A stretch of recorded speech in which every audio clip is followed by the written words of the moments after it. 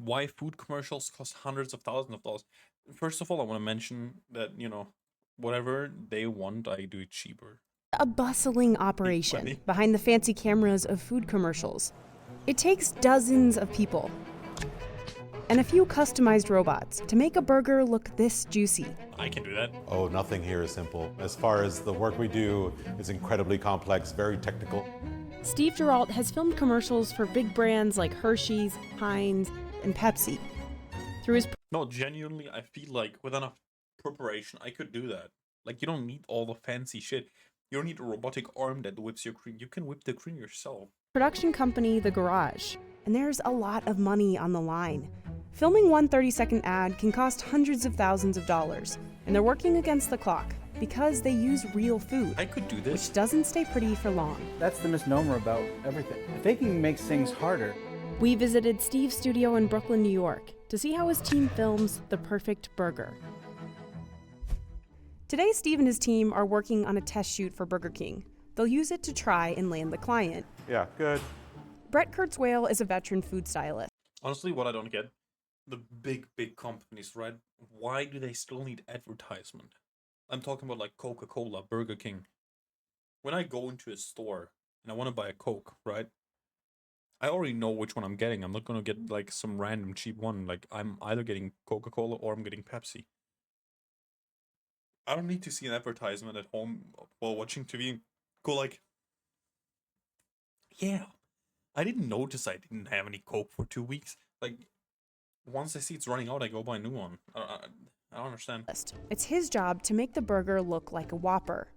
He usually has a budget of a couple $1,000s, and he always buys a lot more than he'll use, so he can pick out the perfect looking bun, Crazy. patty, and veggies. Then he gets to work, but he doesn't cook the meat all the way through. Because I didn't want it to shrink too much. I wanted to get as much volume out of this piece of meat as I could That's get. fine. Even perfect patties Sure. need final touches, so he uses a colorant made of gravy darkener and soap to add a charred look. He only has to paint half the burger because the camera films from just Yeah, one only half, side. yeah. A mixture of Vaseline and pulverized meat helps fill in any holes. And those grill marks? Another trick of the trade. Okay, but that actually looks bad. It actually looks disgusting. Brett heats up metal skewers and then I just pushed into the burger with the hot metal and it seared. next he melts the cheese using a closed steamer. How did you change it to make it perfect? I just said, you're for food. But I'm trying to control how much comes out, so I've covered up some of the holes. He cuts the onions and tomatoes on a slant so they lie flatter. I think you would have been a really good surgeon in another life. Well, yeah, my mother would have been happier. Some other tricks: denture cream to hold up ingredients, For condensation on cans, we'll use glycerin. Yeah, not that much. Too far, too far. While Brett finishes up, Steve's team is making sure everything is ready on set. Okay. The trickiest part is combining what the client wants in the commercial with what's technologically possible. They have no idea about engineering. Yeah, they're just like, robots are cool. We want a robot. But since today he's working on a test shoot, he just has to implement his own vision. I'll be one of those people that wears the protection. Then he turns to master rigger Matthew Huber. He says half the time I don't understand why they're making it so overly technical. Is it really cheaper to build a robot that like throws shit up than to just stand there and throw it yourself and maybe need 2 takes? he has to build the rigs completely from scratch. They provide the structure for the specialized equipment that makes food dance across the screen. His work goes hand in hand I mean, with the this I robots. understand. The robot obviously is a hugely complicated and expensive thing that's used for a lot of what we do. But if you only just need a straight line movement, Exactly, you can just pull it yourself. Like pulling this. back, it's easier to set up a simple machine that just does a single type of movement. Like these air pistons he uses to launch food. Or these catapults. To save on buying new parts, he uses a lot of the same base pieces. It's like Legos, you just put stuff together, take it apart, do something different with it I the guess. next time. So we've used like a lot of these pieces probably like hundreds of times. Meanwhile, Paula Andreas Ramirez is finalizing the set, from the tables to the ketchup bottles off to the side. I want it to feel real. So if it's blank, it won't feel like it's a real commercial kitchen.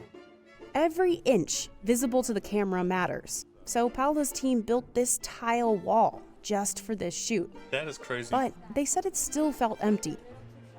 So we just added these 2 floating shelves up there. We planned for something, and then we just have to be ready for the unexpected. I think I'm actually schizophrenic. I just heard RuneScape sounds. Shelves up there. We planned for something. It's there. It is there. We just added these 2 floating shelves up there. We planned for something, and then Yeah, we just okay, have to I'm be not ready for the unexpected. Her typical props budget is $40,000 a shoot, but she can pull a lot from her personal collection.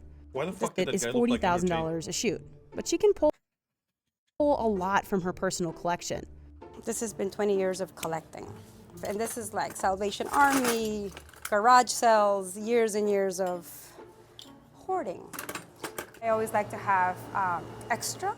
So if you're shooting, an example, a glass of soda, I need to have at least 6 of the same glasses for quick changes if they're scratched, because it's video. So it's a little bit, one breaks, exactly. So when that burger arrives, it's game time. I gotta go on set. Now it's a race against the clock. Get the tomatoes too fresh. Angle feels right.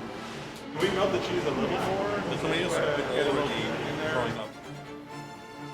Go ahead and roll camera. And push in a little bit closer. All right, good. Today they have custom-built water-cooled lights that don't torch the food. We used to have like these really hot lights that would like cook the food and it would die really quickly. So like the ice cream would be like impossible to shoot in slow motion because it would just melt the second you turn the lights on. But that lettuce will start to wilt in a matter of minutes. Hot lights are not. So quick-moving robots and tons of planning are essential to keep a shoot on schedule, because any delay could mean running over budget. The first action uses a dolly zoom to create something known as the Hitchcock effect. But the whole background is like warping around it. Cue the robots. By the way, for the people who want to know how that happens, it's when you zoom and move at the same time. So like you move closer, but you zoom out. That's how that happens. They're actually the same kind that build cars. This robot cost $150,000, and it can pretty much do any move you can think of. Sometimes you could program the robot pretty quickly. Some moves take a whole day. Here's the second Crazy. shot. Steve envisioned the camera moving through a field of burgers as each gets pulled out of frame. We're probably only like an inch and I a think it's half pretty cool. away from that burger when we land. So to try to do that with people would be almost impossible. It's a really complex move that the robots do really easily, and they do it the same exact way every time. But speed is not the only challenge. Every shot has to be identical. If a burger is even a centimeter off, or if something on set gets bumped between takes, they might have to start over. It's crazy. These fries don't want to behave. This laser helps them keep track of the burger's position. Or sometimes you might do a job where there's 100 takes of the same move, like, and that would be a nightmare. They also have to be really flexible on set. There's always curveballs that happen because it's a lot of problem solving, which I love. For the last shot, Steve ties all the ingredients on a fishing wire, and a robot slices the string and the camera catches the perfect drop. This exact move was actually Steve's claim to fame in 2016. Did this famous burger drop video that went viral all over the seen internet. He slowly raked in millions of views across platforms, and global publications started covering his work. I have never All seen that social media buzz earned him a lot of viewers and new clients. And he was able to launch The Garage in 2019. The burger drop was kind of like the spark that started the path towards where we are today. And now TikTok is like crazier than Instagram ever was for me. Steve is a former food photographer, but he wanted to combine his love of engineering, food, and video. And amazingly, there's a job that lets me do that. There's a lot of different jobs that my guidance counselor did not tell me about, including my own. Today, his team Crazy. films 40 advertisements a year, I'm gonna say this again. This ice cream sandwich looks really good. billing over $5 million annually. kind of feels like CGI, but it's actually done in camera. And I think to That's not an ice cream sandwich. I'm thinking that's a s'mores. accomplish that like larger than life feeling takes just a lot of technology and S'more, I skill. don't know.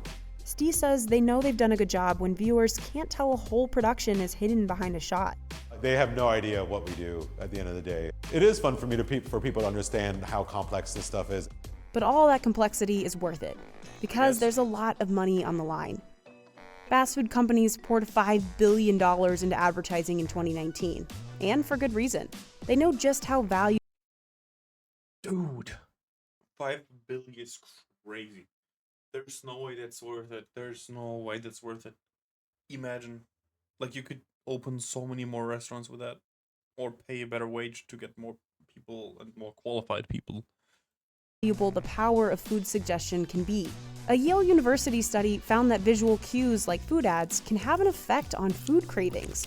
Another study Crazy. showed visual cues can influence overeating and even Personally, dude, I don't think I'm affected by ads.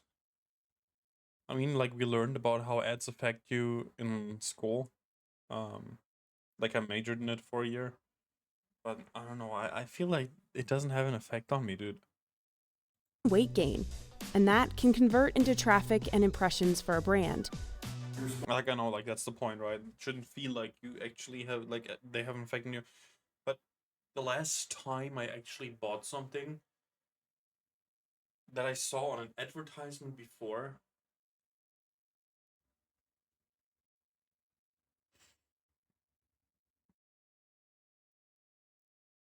I can't even remember it. I honestly can't even remember. All the stuff that I bought because I had it recommended by someone who uses it, like YouTubers or streamers. It's crazy. Yeah, I don't know. Write in the comments if you think you're affected by ads. I'm actually interested in that. Leave a like, turn on the bell, subscribe. Well, first subscribe and then turn on the bell. Appreciate you watching. See you tomorrow. Bye.